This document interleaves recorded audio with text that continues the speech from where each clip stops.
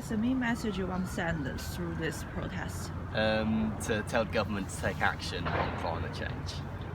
So I've seen a lot of natural disasters happening in the beginning of 2020. So do you think that's a sign to call for action, and do you think that matters to our normal people's life? Yeah, I do. I think the government won't care as long as it's happening in for like more developing countries. So I think we need to take action now before it becomes more complicated and more expensive to solve the issue. Well, I think when we hear things like we've got 13 years to stop climate change before it becomes irreversible, it really, you've got conservative governments like Trump in the US, Johnson here, and the more they funnel money into fossil fuels and weapons, that number of 13 years is going to come down and down and down. So I think it's important that we stand here and show them that we don't want them to do that. We want them to take a stand against climate change so we don't all die. I think they pretend to, but as far as actually taking action, I don't think they do enough. I mean, you've got all the councils who are declaring climate emergencies, but then they say, well, we can do it by 2050. Well, when all evidence shows we've got 13 years, as I say, 2050 isn't enough. I mean, even 2030 is too far away. We need to do it now.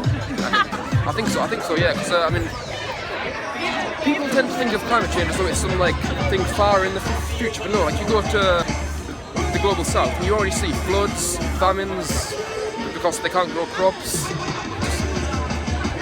got no water, and that's going to come here. I mean, we're getting reports of there being floods now.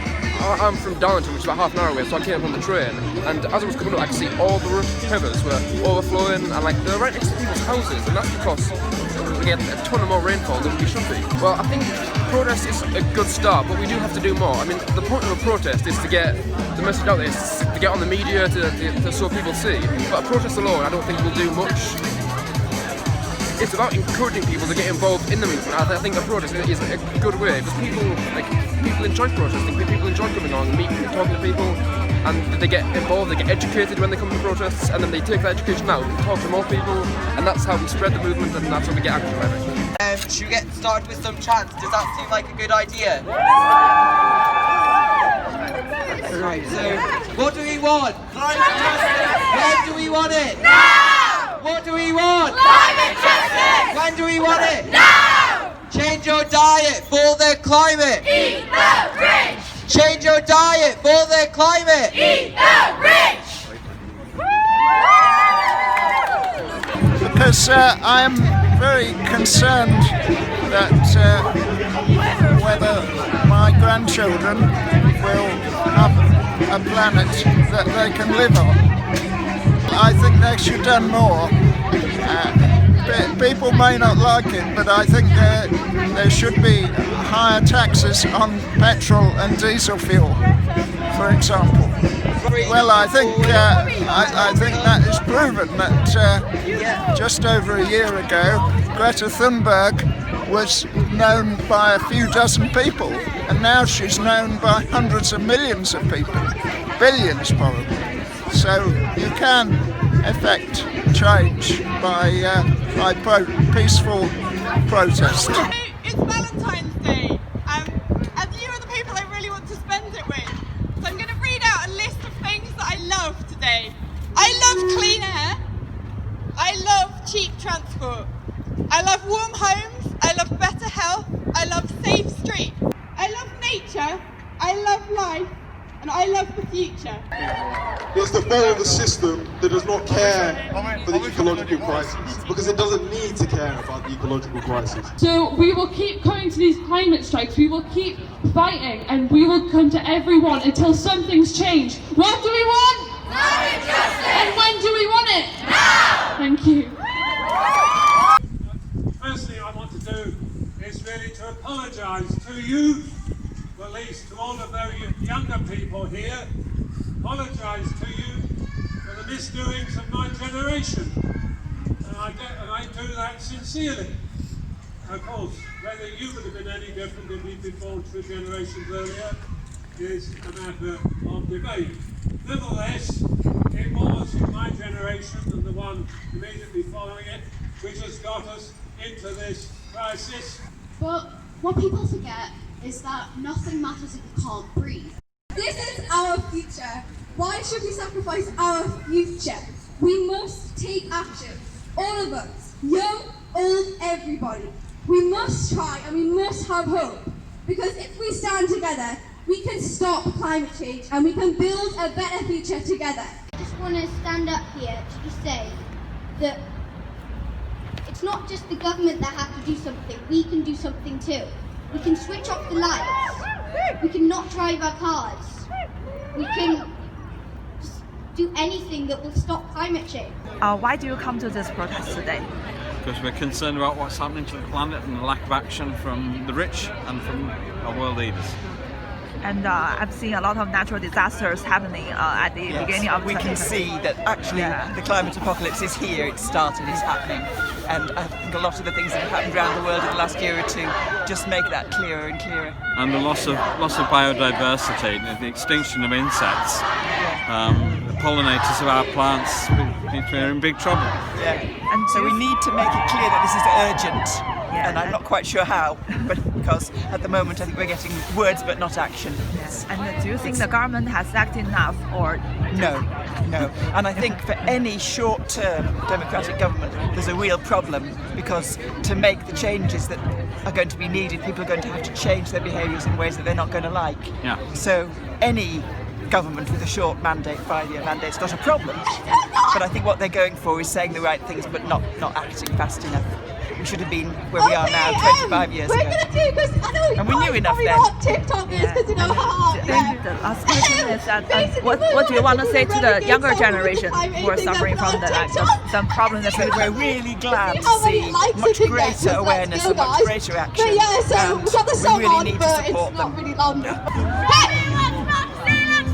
is what democracy looks like. Tell me what democracy looks like. This is what democracy looks like. No more coal, no more oil. Keep your carbon in the soil. No more coal, no more oil. Keep your carbon in the soil.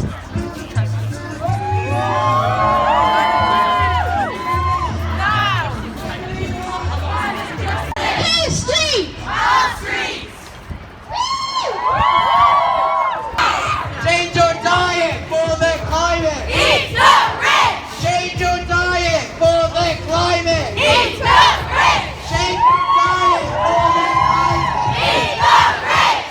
What do we want? Climate justice. When do we want it? Now. No coal, no oil. Keep your carbon in the soil. What do we want? Power to the people. Power to the people.